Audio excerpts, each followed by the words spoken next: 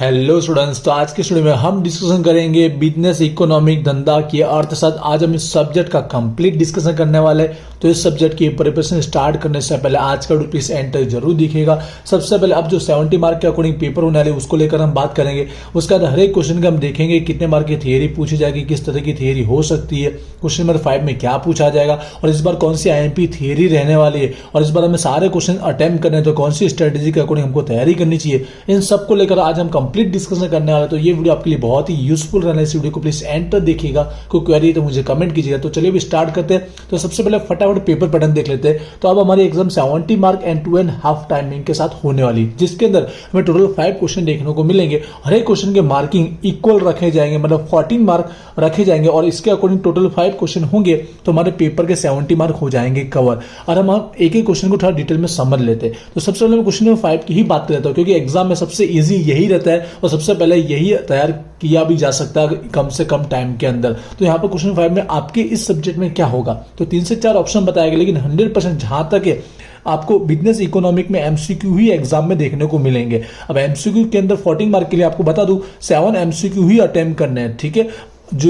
जो एक एक एमसीक्यू रहेगा वो 2 मार्क का रहने वाला, जिसके अकॉर्डिंग आपके 14 मार्क कवर होंगे। लेकिन आपको एग्जाम में 12 जितने एमसीक्यू दिए गए होंगे, इसलिए पहले बोलना चाहूंगा पहले 7 वो कीजिएगा जो आपको आते हैं। नंबर का कोई इंपोर्टेंस नहीं है, आगे पीछे चलेगा, लेकिन स्टार्टिंग में 7 वो लिखिए जिससे आपके टोटल 14 मार्क कवर हो जाएंगे। क्योंकि मोस्ट ऑफ चेकर स्टार्टिंग में 7 पर ही फोकस करते हैं, उसके बाद चेक नहीं किया जाता है, बट डिपेंड करता है चेकर पे, इसलिए स्टार्टिंग में 7 ही सॉल्व कीजिए जो आपको पहले आते हैं। अब इसकी तैयारी कैसे करनी वो बता दूं। तो सबसे पहले प्रायोरिटी आपको अपने बुक के अंदर जितने एमसीक्यू दिए एक एक यूनिट के सारे कर लीजिएगा।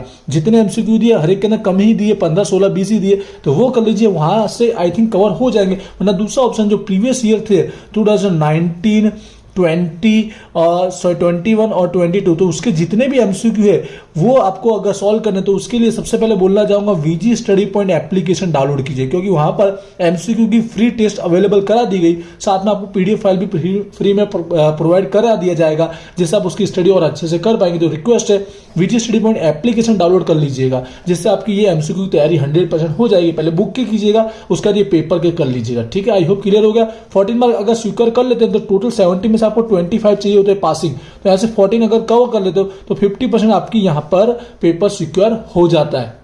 जो लास्ट दिन प्रिपरेशन करें उनके लिए बहुत ही इंपॉर्टेंट है। अब उसके बाद ऊपर के 4 क्वेश्चन को समझ लेते हैं। तो एक एक की मार्किंग पहले बता दूं। 14 मार्क टोटल बोला गया, लेकिन अंदर कितने क्वेश्चन होंगे, किस मार्क के हो सकते हैं, तो हमको इंस्टीट्यूट ने 3 ऑप्शन बताएगा। आई होप अब तो आप सबको पता होगा। 14 के ऑप्शन में 14, दूसरा 14 के ऑप्शन में 7, तीसरा के ऊपर भी 2 7 और नीचे भी 2 7। तो इस सब्जेक्ट में कौन सा अप्लाई होता है। वैसे तो हर एक क्वेश्चन में जरूरी नहीं कि फिक्स एक तरह का पूछा जाए, अलग अलग भी पूछा जा सकता है, बट मैं बता दूं हमारे 14 भी अप्लाई होता है, 14 7 भी, क्योंकि जब भी हमारा 70 मार्क का एग्जाम था 2.5 आवर टाइमिंग के साथ, तो 14 तरह के भी पूछा गया और 14 7 भी पूछा गया। जहां पर कोविड था 50 मार्क का, वहां पर भी देखा गया कि 20 के अकॉर्डिंग भी पूछा गया और 10 के अकॉर्डिंग भी पूछा गया। इसलिए फिक्स नहीं बोल सकते, फिक्स एग्जैक्टली कहीं पे भी नहीं बोल सकते। कहीं पे एक 14 भी अप्लाई हो सकता है, कहीं पे 14 के ऑप्शन में 7 भी हो सकता है। तो हम प्रायोरिटी लेकर चलते हैं कि दोनों में से कोई भी हो सकता है, कि 14 के ऑप्शन में 14 की तरह भी पूछ सकता है, तैयारी हमको ऐसे ही करना है, या तो फिर 14 के ऑप्शन में 7 करके भी पूछ सकता है। इन दोनों में से कोई भी कहीं पे भी अप्लाई हो सकती है, ठीक है। मार्किंग आई होप क्लियर हो चुका।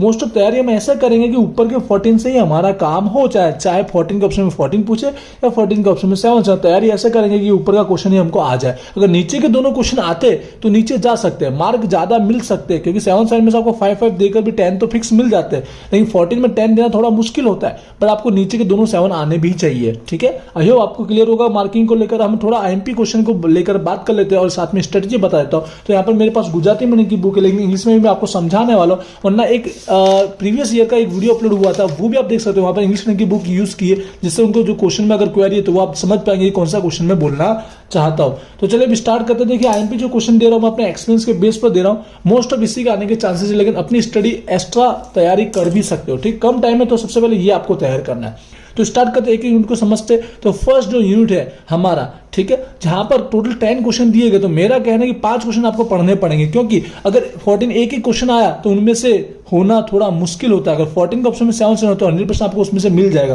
तो तैयारी सोच समझ के करनी है आपको इस सब्जेक्ट के अंदर। तो सबसे पहले जो आईएमपी मैंने प्रीवियस दी थी वही दे रहा हूं मोस्ट ऑफ, क्योंकि वो आईएमपी क्वेश्चन हर बार अप्लाई होते हैं। आप देखिए 22 की एग्जाम में भी उसी में से पूछा गया था, 21 की एग्जाम में भी उसी में से पूछा गया, क्योंकि ये टॉपिक इस कंटेंट का इंपॉर्टेंट, इसलिए पहले ये में पढ़ना है। चेंजेस 1-2 क्वेश्चन आगे पीछे एग्जाम में हो भी सकते हैं, लेकिन पहले आपको ये पढ़ना है। तो स्टार्ट करते हैं, आपको फर्स्ट पहला क्वेश्चन पढ़ना है, जहां पर आपको जो धंधा की अर्थशास्त्र है, जिसका आपको सबसे पहले कार्य क्षेत्र स्कोप पढ़ लेना है, ठीक है। सेकंड टॉपिक जो है, यहां पर जो पायानी समस्या है, जो बेसिक प्रॉब्लम आती है इकोनॉमिक अर्थशास्त्र में, वो आपको पढ़ना है। साथ साथ में अगर 14 में करना है तो साथ में उसका रोल पूछ लिया जाता है, भावतंत्रनी कामगिरी, ठीक है, जो प्राइसिंग स्ट्रेटेजी का जो रोल है उसको सॉल्व करने में। तो दोनों क्वेश्चन साथ में पूछा जा सकता है, अलग अलग भी। पॉइंट नंबर 3 और 4 पढ़ना है। उसके बाद आपको पॉइंट नंबर 8 पढ़ना है, काची गुरूनी पैदाश, मतलब जिसको बोलते हैं जीडीपी, उसके घटक कॉम्पोनेंट पढ़ना है। ये 4 टॉपिक पहले इंपोर्टेंट है, इसमें से एक आना तो गारंटेड है ही, ठीक है। उसके बाद भी 6-7 क्वेश्चन बचे, एक तो एक्स्ट्रा अपनी मर्जी से ऐड करना, लेकिन कम टाइम में मैं एग्जाम के लास्ट दिन है उसके अकॉर्डिंग आपको एमपी दे रहा हूं, इसलिए कम से कम दे रहा हूं। पहले से तैयारी करो तो एक्स्ट्रा पढ़ना है, तो 4 क्वेश्चन पहले कवर कर लीजिएगा, ठीक है। उसके बाद आगे बढ़ते हैं यूनिट नंबर 2 की ओर। अब इसमें क्वेश्चन थोड़ा ज्यादा है, ठीक है। आई थिंक यहाँ पर 19 जितने क्वेश्चन है, तो आपको देखा जाए तो 8 से 9 क्वेश्चन पढ़ने चाहिए, लेकिन मैं कम दे रहा हूँ। एक दिन में तैयारी करें तो उसके अकॉर्डिंग मैं आपको दे रहा हूँ, ठीक है, इसलिए ज्यादा नहीं दे रहा हूँ, जिसमें से एक ना एक क्वेश्चन आपको मिल जाए, ऐसा मेरी होप रहेगा। तो सबसे पहले पॉइंट नंबर 3 पढ़ना है आपको। पॉइंट नंबर 3 जहां पर मांग का नियम हमको एक्सप्लेन करना है, ठीक है, लॉ ऑफ डिमांड को। पॉइंट नंबर 4 कंप्लीट नहीं पढ़ रहा हूं क्वेश्चन, आई होप आप समझ जाएंगे। सीमांत तुष्टिगुण के द्वारा ग्राहक ने समतुला, जहां पर मार्जिनल यूटिलिटी के थ्रू, ठीक है। फिर सेम टू सेम है अगला टॉपिक, पॉइंट नंबर 7। यहां पर भी ग्राहक की समतुला है, लेकिन कौन सी रेखा है, तटस्थ रेखा, इन डिफरेंट कर्व है। यहां पर मार्जिनल यूटिलिटी, दोनों एक ही टॉपिक है, दोनों में से कोई भी एक आ सकता है, दोनों नहीं आ सकते, दोनों में से कोई एक आने के चांसेस ज्यादा, इसलिए पॉइंट नंबर 4 और 7 दोनों रेडी कर लेना है, इसलिए हम सेफ हो जाए। उसके बाद अगला पॉइंट नंबर 8 है, ग्राहक नो अधिक संतोष, कंज्यूमर सरप्लस। अंदर जो जो टॉपिक पूछा उस तरह से एग्जाम में पूछा जाएगा, लेकिन ये टॉपिक पूरा पढ़ लेना है, अंदर जैसे भी क्वेश्चन बना के पूछा, ठीक है। क्लियर है, तो 4 टॉपिक हुए। फिर 5वां टॉपिक है हमारा मूल्य, मांगनी मूल्य सापेक्षता, ठीक है, प्राइस इलास्टिसिटी ऑफ डिमांड। इसमें एक क्वेश्चन ज्यादातर असर करता परिबड़ जो है हमारा, ठीक है, फैक्टर ऑफ हिटिंग, वो आपको पढ़ना। बुक में मान ना मिले तो आप 11-12 की बुक से भी देख सकते हो, या फिर गूगल पे भी सर्च करके आप ये क्वेश्चन रेडी करना। सबसे पहले असर करता परिबड़ों, ठीक है, फैक्टर ऑफ हिटिंग, और प्रकार एक बार हल्का फुल्का देख लेना। तो ये पॉइंट नंबर 10 आपका रेडी हो जाएगा। उसके बाद पॉइंट नंबर यहाँ पे नीचे में से आपको 2 टॉपिक पढ़ने चाहिए, 13 और 14, ठीक है, 13 और 14, जिसमें प्रायोरिटी आप 13 को पहले दीजिएगा। बिन प्रमाण का जो टॉपिक है, ठीक है, उत्पादन का रिलेटेड फैक्टर प्रोपोर्शन वाला, ये पहले पढ़िएगा। 13 थोड़ा टाइम बचता है तो 14 भी देख लीजिएगा। तो यहां पर ये कुछ 3, 4, 7, 8, 10, 13, 14, ये 5 जितने 6 जितने टॉपिक दिए, ये पढ़ लोगे ना तो 2 या 3 क्वेश्चन आपके उसमें से कवर हो जाएंगे। अगर तीनों क्वेश्चन आए तो 2 भी मिल सकते हैं, ठीक है। और नहीं दे रहा हूं, ये कम से कम इतने पढ़ने पड़ेंगे, क्योंकि इसमें थोड़े ज्यादा क्वेश्चन है, इसके लिए थोड़ा अंदर में डिटेल में पढ़िएगा। 14 में आपको लिखना है, उस अकॉर्डिंग थोड़ा पढ़िएगा। उसके बाद यूनिट नंबर 3 की बात करते हैं, तो यहाँ पर दोनों टॉपिक है। तो बाजार का जो टॉपिक है, मार्केट वाला, उसका फर्स्ट क्वेश्चन हल्का पढ़ लेना है, बहुत बेसिक वाला है, ऐसे आपको अंदर से हल्का पॉइंट नंबर 1 पढ़ लेना है।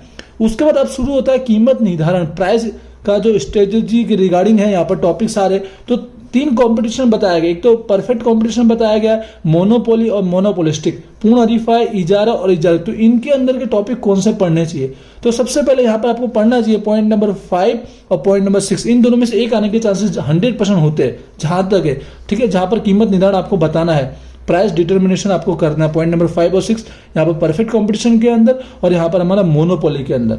उसके बाद पॉइंट नंबर 10 पढ़ लेने का, कीमत भेदभाव वाला, ठीक है, प्राइस डिस्क्रिमिनेशन, ठीक है। तो यहाँ पर ये 4 टॉपिक हुए, लेकिन याद रखना जो सरेराश आवक और सीमांत आवक है, सरेराश एवरेज और हमारा मार्जिनल, इनका 3 और 4 पॉइंट में से भी कोई एक पॉइंट आ सकता है एग्जाम में, तो उसके लिए मैं पॉइंट नंबर 3 दे देता हूं आपको। तो इस तरह से आपका कंफर्म यहाँ पर 5 क्वेश्चन के थ्रू ये यूनिट भी अच्छे से रेडी हो जाएगा। उसके बाद हम बात करें यूनिट नंबर 4 की। तो 4 थोड़ा सा इजी टॉपिक होता है, पॉइंट 8 दिए गए, लेकिन 8 में भी सारे क्वेश्चन एक जैसे ही है, बेसिक है, पढ़ते तो इंटरेस्टिंग टॉपिक, लेकिन टाइम कम होने की वजह से हम कम क्वेश्चन पढ़ना चाहेंगे। तो सबसे पहले पॉइंट 1 और 2 दोनों एक ही समझना है, ऑब्जेक्टिव को समझाते हुए उसका जो असर करता परिबड़, फैक्टर इफेक्टिंग, ठीक है, फैक्टर अफेक्टिंग वाला टॉपिक, ये 2 टॉपिक पहले पढ़ लीजिए। अब सारे के सारे यहाँ पर कीमत नीति वाली जो दी गई है, प्राइस स्ट्रेटेजी जो दी गई, इनमें से कोई भी एग्जाम में 1 या 2 आ सकती है। तो सबसे पहले प्रायोरिटी देनी है नंबर 6 वाले को, पूर्ण खर्च, फुल कॉस्ट वाला, और पॉइंट नंबर 8 को सीमांत खर्च मार्जिनल कॉस्ट, इन दोनों को पहले देना है। फिर यहाँ 3, 4, 5 में से भी एक आने के चांसेस है। अगर 7, 7 का टॉपिक हुआ तो इनमें से एक आ सकता है, तो इनमें से भी आप अपनी मर्जी से पढ़ सकते हो, वरना मैं ऐसे दे देता हूं पॉइंट नंबर 3 पढ़ लीजिएगा। ठीक है, बेसिक तो इन्फॉर्मेशन आपको होनी चाहिए पॉइंट नंबर 4 के बारे में, क्योंकि एमसीक्यू में ही देखने को मिलता ही है। ये दोनों एमसीक्यू में आपको देखने को मिलेंगे 3 और 4 का। ठीक है, तो थोड़ा बेसिक पता होना चाहिए। तो यहाँ पर मैंने टोटल 5 क्वेश्चन दे दिए, तो इस तरह से आप पढ़ोगे तो आई होप कि पूरा यूनिट कवर हो ही जाएगा। अगर 14 का ऑप्शन 14 पूछा तो भी एक मिलने के चांसेस है, और 14 का ऑप्शन में 7 7 मिला तो भी आपको वो क्वेश्चन देखने को मिलेंगे। ये मैंने कम से कम बताया, पर इतना पहले पढ़ना है। ठीक है, जिन इंग्लिश मीडियम वाले स्टूडेंट्स को थोड़ी प्रॉब्लम हुई समझने में, तो प्रीवियस ईयर का वीडियो भी देख सकते हो। मोस्ट ऑफ मैंने यही आईएमपी दी, कहीं चेंजेस की तो वैसे नहीं। ठीक है, आई होप आपको क्लियर होगा आईएमपी क्वेश्चन को लेकर। अब स्ट्रेटेजी बता दो, वैसे तो आपको सारे क्वेश्चन अटेम्प्ट करना है, लेकिन कम टाइम में जो आज ही 3 पढ़े तो सबसे पहले एमसीक्यू पे टारगेट करना है। फिर इसमें से सबसे इजी को लगता है, इजी के बेस पर नहीं बोल रहा, जो मैंने आईएमपी दिया उसमें से कम आईएमपी टॉपिक है वो है हमारा यूनिट नंबर 1 के, ये पढ़ लेना, क्योंकि इसमें से एक तो मिल ही जाएगा जो मैंने आईएमपी, इसलिए हमारा यूनिट नंबर 1 पहले पढ़ लेना। फिर इनमें से जो टॉपिक आपको इजी लगता है पढ़ने में, याद करने में, समझने में, उसके बेस पर जा सकते हो। वैसे तो यूनिट नंबर 4 पढ़ने में थोड़ा आसान है, इजी है, पर आप अपने हिसाब से देख सकते हो। ठीक है, जिससे कम टाइम में पढ़ रहे हो तो फटाफट 2 यूनिट भी कर ले, क्वेश्चन 5 भी कर ले, फिर अपने हिसाब से ऊपर नीचे थोड़ा पढ़ सकते हैं। बाकी तो करने हमको तैयार सारे ही। आई होप मैंने सारा कंप्लीट डिस्कशन कर लिया, कुछ रह गया तो मुझे कमेंट करके जरूर बताइएगा। विजी स्टडी एप्लीकेशन डाउनलोड कीजिए और इंस्टाग्राम पे भी जरूर फॉलो कीजिए, वहां पर आपकी एग्जाम रिलेटेड जो भी लेटेस्ट न्यूज होती है वो अपडेट की जाती है। मिलते हैं नेक्स्ट वीडियो में। Wish you all the best, thank you.